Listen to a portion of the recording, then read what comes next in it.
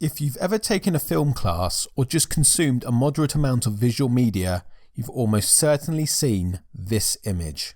This is from George Méliès' iconic 1902 film A Trip to the Moon. It's one of the earliest examples of cinematic science fiction and fantasy spectacle. A stage magician and illusionist, Méliès saw in cinema the opportunity to make the fantastical real. A Trip to the Moon was not Méliès' first work by any means. He had graduated from trick films to more solid narratives before expanding to A Trip to the Moon. But it's his masterwork that combines incredible set and production design with a complete narrative and visual scope along with some anti-colonial satire. It's the film that exposed cinema's potential for taking the viewer to completely bizarre worlds, to show them sights that they had never seen before outside of illustration, or perhaps their own dreams.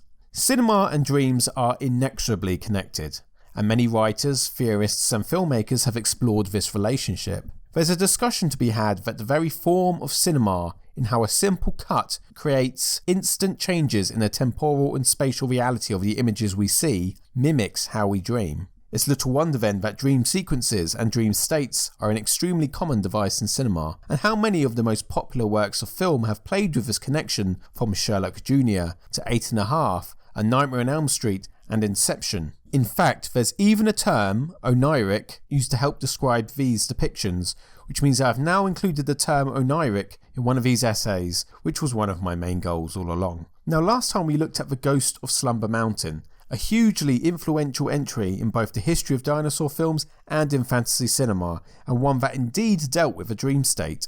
That film was co-created by Herbert M. Dawley and Willis O'Brien, who had a bit of a rough relationship and an acrimonious split. Check out this video if you want to know more. O'Brien and Dawley would part ways after Ghost, and Dawley would move on to a sequel, Along the Moonbeam Trail, a film that would expand the dreamlike imagery of Ghost and take the viewer to weird new worlds.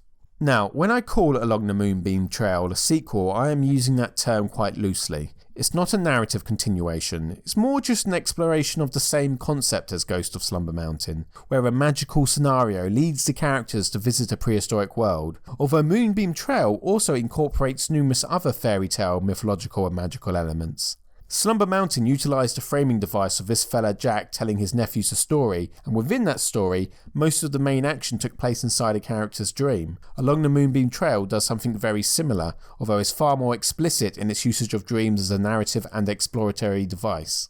The film begins with this quotation from Romeo and Juliet, a statement from Mercutio about the delusional nature of dreams. In the play, it's a statement he makes after a long speech about the folkloric figure of Queen Mab, a fairy who delivers dreams to sleepers and a character who will be very much a part of this film. We meet Bill and Bob and their Uncle Jack, seemingly the same characters from the Ghost of Slumber Mountain. They're on an adventure in the woods, and Jack takes the opportunity to tell his nephews about Queen Mab, quoting from Mercutio's speech as he does. Soon, they're all off to sleep, and look who turns up. Yeah, it's Queen Mab herself. She offers the boys a wish, and they request a magic airplane that will fly them to the moon, which is a pretty average wish to be fair. I would have asked for a duck with sharks instead of wings, but the plane is what they want, and so that's what they receive. Before they set off on the plane, Queen Mab gives them an enchanted ring which they can use to call for help should they ever be in distress, and then they're off, high in the sky on the Moonbeam Trail. On their journey into space they encounter Mars, not the planet, but the god of war from which it takes its name. He has sadly been relegated to traffic cop of disguise, which is a massive downgrade. They move past a man in the moon who is happily smoking away, and Mother Goose outstrips them on her broom.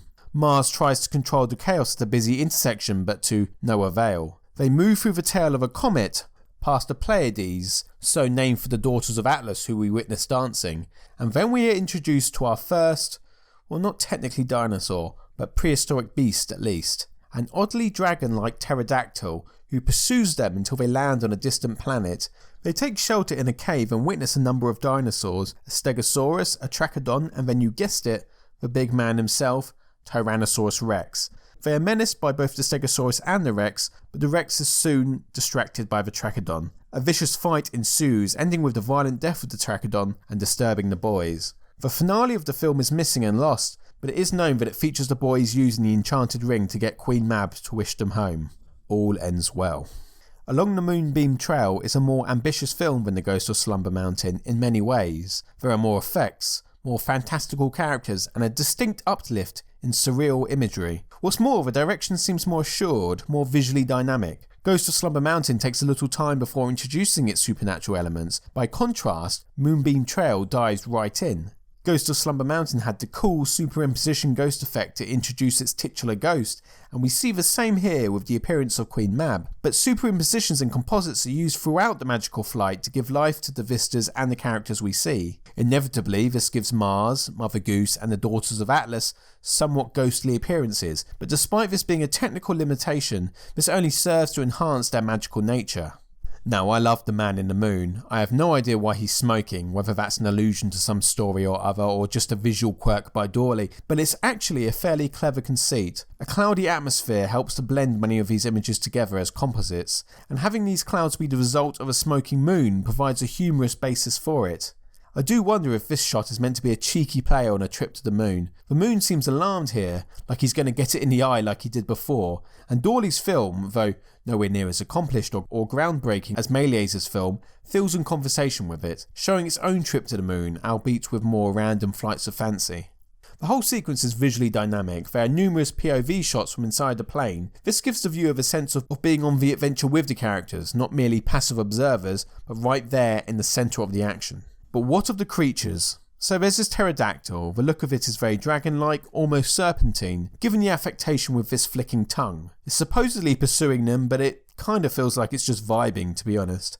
The Stegosaurus is also equipped with a flicking tongue, as well as a predatory nature, very much not qualities for which Stegosaurus is known. That's not really a problem though, as the dream setting allows for any and all inaccuracies. We've got the Trachodon and the Rex. All these creatures don't quite have the realistic movement of their contemporaries in Ghost of Slumber Mountain, but the visual design is quite fun, with the Trachodon having quite the pitiful countenance.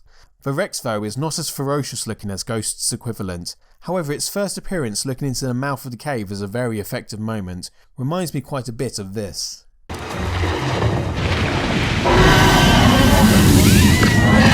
The dinosaur sequences are all staged in this one environment, but they do utilise an incredibly effective technique where the mouth of the cave is used essentially as a mat, allowing the stop motion dinosaurs and the live action people to exist within the same image and space. This goes a long way to selling these creatures as not just special effects but real animals. The battle between the Rex and Trachodon is brief, but surprisingly brutal. The close-up images of the Trachodon jugular being torn into, it struggling in agony, its eyes rolling up and tongue sticking out. It's this moment that changes the kids' minds about their adventure. It's when the dream curdles into a nightmare.